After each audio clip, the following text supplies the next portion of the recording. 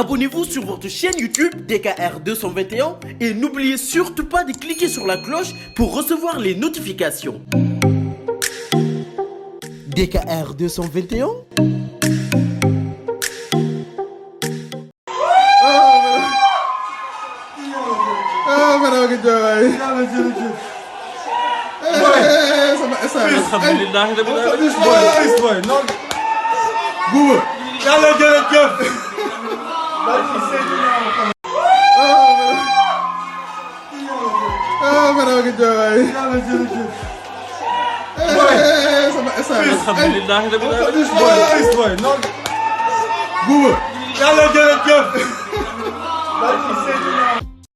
Sentiment de fierté et de bonheur. C'est le plus beau jour de ma vie. C'est comme si je vis un rêve. J'arrive même pas à croire qu'on a gagné ce trophée. Mais en tout cas, je remercie tout le peuple sénégalais, ma famille, mes amis, le staff, l'équipe tout entier. Je pense que ça a été difficile, mais on l'a fait. Est-ce que tu as ressenti au moment de tirer ce dernier penalty? Ça fait tout à l'heure. Avant d'aller tirer le penalty, j'ai demandé à tous mes coéquipiers de me mettre béni. Et tout le monde était tellement excité pour moi, ils étaient tellement contents quand j'allais tirer parce que ils me connaissaient tous parce que je m'entraîne à l'entraînement tout le temps, je marquais. Quand j'ai raté, ils n'avaient pas douté. Et quand j'ai repris le penalty, ils étaient tellement confiants, ils savaient que j'allais marquer. Sadio ci wolof lan nga ressentir fi mu ne nii ginnaaw bi Sénégal gagné li nga xam ni mooy Coupe d'Afrique. Non man moom ba léegi mënu ma ko gëm parce que lii sama rêve la woon bi ma nekkee xale jooy naa ndax équipe nationale bi parce que su ma seetaan équipe nationale ñu gagné ko dama doon jooy te mun naa ne c'est le plus beau jour de ma vie. maa ngi fàttaliku mun naa ne coupe yi ma gagné yëpp bii moo ma si gën 10 000 fois te maa ngi sant yàlla bu baax di sant sénégalais yëpp ak staff bi équipe bi yëpp ak sama famille yëpp. ne nii waa Bambali ñu ngi lay seetaan sénégalais yëpp ñu ngi lay seetaan ñi ne ci diaspora bi ñu ngi lay seetaan en soose lan ngay wax tey. mbe Bambali ngolde kontono mbe Casamance ngolde kontono mba fale ko ngalla duwa jele mbal tentulo mbal jeyla ante malo be mum fon fala bar ngal be tentu ngal jey. Félicitations à Sadio Mané, à ses côtés Nampalys Mendy qui a été Coupe d'Afrique des Nations. Quelles sont vos sensations à ce moment, Nampalys? Franchement, c'est difficile de décrire ce que je ressens aujourd'hui. C'est l'énorme fierté, beaucoup de joie et ouais, on l'a fait pour le peuple sénégalais ce soir. Et pour nous-mêmes aussi, dès le début de cette CAN, avant même que la CAN commence, on savait qu'on avait les qualités et les capacités pour remporter cette compétition. Aujourd'hui, on a fait quelque chose de grand et c'est génial. Qu'est-ce que ce trophée représente dans votre carrière? Papy, tu répètes, t'es champion d'Afrique, mon frère.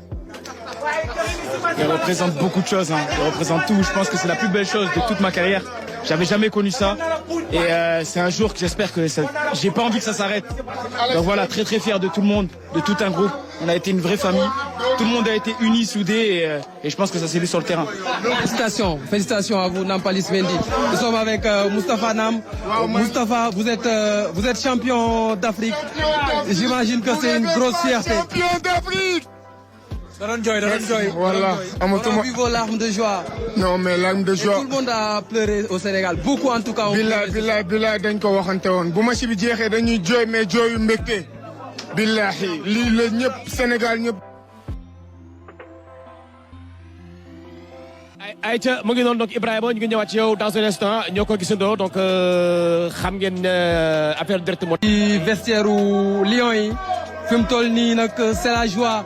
joueurs yi kontaan nañ trop ñi ngi manifester xanaa ñu dem rek ci Sadio Mané mi nga xam ni mooy meilleur joueur Coupe d'Afrique bi un joueur de classe mondiale une fierté pour le Sénégal c'est lui qui tire le penalty décisif qui donne le trophée continental enfin au Sénégal. Sadio, qu'est-ce que vous ressentez en ce moment?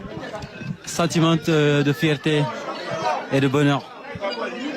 C'est le plus beau jour de ma vie. C'est comme si je vis un rêve. J'arrive même pas à croire qu'on a gagné ce trophée. Mais en tout cas, je remercie tout le peuple sénégalais, ma famille, mes amis, le staff, l'équipe tout entier. Je pense que ça a été difficile, mais on l'a fait. Qu'est-ce que tu as ressenti au moment de tirer ce dernier penalty? Ça s'appelle tout à l'heure. Avant d'aller tirer le penalty, j'ai demandé à tous mes coéquipiers de me mettre béni. Et ils étaient tout le monde était tellement excité pour moi, ils étaient tellement contents quand j'allais tirer parce que ils me connaissaient tous parce que je m'entraîne à l'entraînement tout le temps, je marquais. Quand j'ai raté, ils n'avaient pas douté. Et quand j'ai repris le penalty, ils étaient tellement confiants, ils savaient que j'allais marquer. Sadio ci wolof lan nga ressentir fi mu ne nii ginnaaw bi Sénégal gagné li nga xam ni mooy Coupe d'Afrique. Non man moom ba léegi mënu ma ko gëm parce que lii sama rêve la woon bi ma nekkee xale jooy naa ndax équipe nationale bi parce que su ma seetaanee équipe nationale ñu gagné ko dama doon jooy te mun naa ne c'est le plus beau jour de ma vie maa ngi fàttaliku mun naa ne coupe yi ma gagné yëpp bii moo ma si gën 10 000 fois te maa ngi sant yàlla bu baax di sant sénégalais yëpp ak staff bi équipe bi yëpp ak sama famille ñëpp. ne nii waa Bambali ñu ngi lay seetaan sénégalais yëpp ñu ngi lay seetaan ñi ne ci diaspora bi ñu ngi lay seetaan en soose lan ngay wax tey. mbe Bambali ngol be kontono be Casamance ngol be kontono mba fale ko ngalla duwa jeli mbal tentulo mbal jayla ante malo be mum fon fala bar ngal be tentu ngal jay. Félicitations à Sadio Mané, à ses côtés Nampalys Mendy qui a été Coupe d'Afrique des Nations. Quelles sont vos sensations en ce moment, Nampalys? Franchement, c'est difficile de décrire ce que je ressens aujourd'hui. C'est l'énorme fierté, beaucoup de joie et ouais, on l'a fait pour le peuple sénégalais ce soir. Et pour nous-mêmes aussi, dès le début de cette CAN, avant même que la CAN commence, on savait qu'on avait les qualités et les capacités pour remporter cette compétition. Aujourd'hui, on a fait quelque chose de grand et c'est génial. Qu'est-ce que ce trophée représente dans votre carrière? Papi, tu pas, t'es champion d'Afrique, mon frère. Il représente beaucoup de choses, hein. Il représente tout. Je pense que c'est la plus belle chose de toute ma carrière. J'avais jamais connu ça. Et c'est un jour que j'espère que j'ai pas envie que ça s'arrête. Donc voilà, très très fier de tout le monde, de tout un groupe. On a été une vraie famille. Tout le monde a été uni, soudé et je pense que ça s'est vu sur le terrain. Félicitations à vous, Nampalys Mendy. Nous sommes avec Moustapha Nam. Moustapha, vous êtes champion d'Afrique.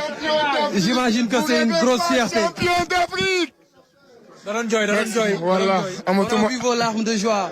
Non, mais larmes de joie. Et tout le monde a pleuré au Sénégal. Beaucoup en tout cas. Billahi dañ ko waxante woon bu match bi jeexee dañuy jooy mais jooyu mbégte. Billahi lii la ñëpp Sénégal ñëpp. ayca mu ngi noonu donc Ibrahima ñu ngi ñëwaat ci yow dans un instant ñoo ko gisandoo donc xam ngeen affaire. ak ñi naan Pepe Kale Refane Pep dama koy dagg foofu ak DKR 221 ku bëgg am lu leer ak yu bees takk aboneel ci DKR 221 ma fekk la faak 221 dooleel la ko ci dama ne sama gaay yaa xam koor gi tabaski bi actualité ak yi xew ci jamono ñu koy nëbb maa koy génne teg ko ci table DKR 221 di ko tas benn par benn naan 1 boo ko boolee mu jox la 221 pare leen man waaju baax maa ngi foofu yéen célibataire tey ngeen dee marié yi am ngeen lu ma leen xamal xam ngeen li ma leen wax DKR 221 abonné